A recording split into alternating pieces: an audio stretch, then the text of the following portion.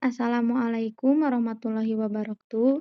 Pada kesempatan kali ini, saya akan mempresentasikan zat aktif parasetamol, di mana kami dari kelompok 8, yaitu Ajeng Indah Permata, Alfadila Yusuf, dan Cindy Oktaya. Formulasi zat aktif parasetamol, bentuk sediaan sirup.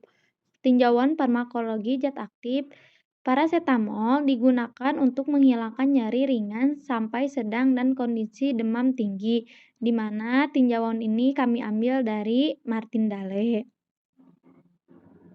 Kemudian formula umum, di mana pada formula umum ini kami mengambil acuan dari eliksir dan diambil dari Formularium Nasional tahun 1978 halaman 3. Kemudian, analisa preformulasi zat aktif dan efisien, yaitu parasetamol. Ia memberikan khasiat analgetikum dan antipiretik, sisanya bisa dibaca. Kemudian, pendekatan formulasi. Alasan dibuat sediaan sirup. Yang pertama, parasetamol memiliki kelarutan agar sukar larut dalam air, yaitu 1:70 bagian air, tetapi larut dalam 40 bagian gliserol dan 9 bagian propilenglikol. Kemudian, absorpsinya lebih cepat. Rasa pahit dan aroma kurang menyenangkan dapat ditutupi dengan zat tambahan.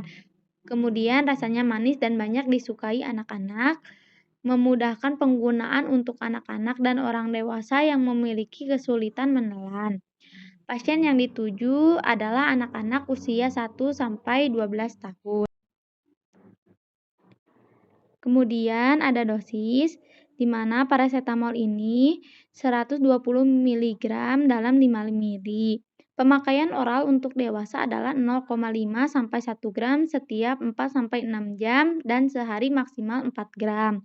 Dosis untuk anak-anak di bawah 3 bulan yaitu 10 mg per kg/BB adalah 3 bulan sampai 1 tahun 60 mg sampai 120 mg.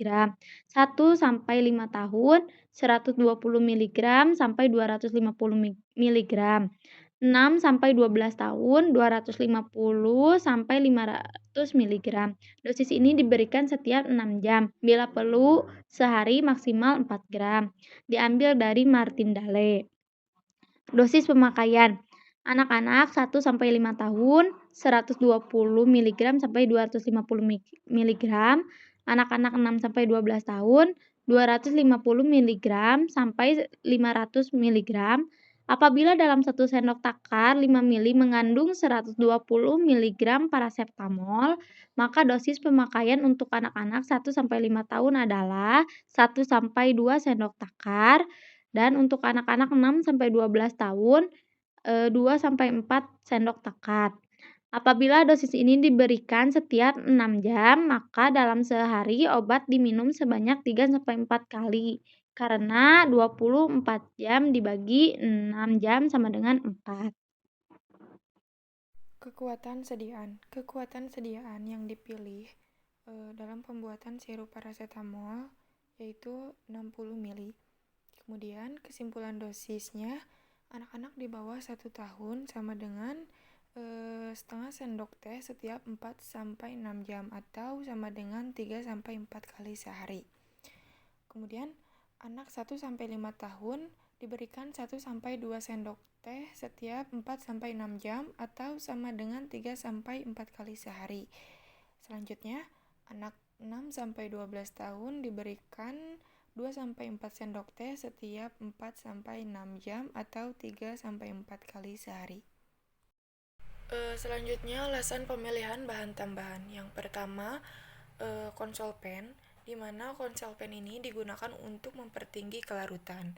Kelarutan biasanya dapat ditingkatkan dengan penambahan suatu pelarut yang dapat bercampur dengan air, di mana dalam pelarut tersebut obat mempunyai kelarutan yang baik. Maka untuk meningkatkan kelarutan zat aktif parasetamol, kami menggunakan propilenglikol yang sifatnya dapat bercampur dengan air, dan parasetamol larut dalam 9 bagian propilenglikol.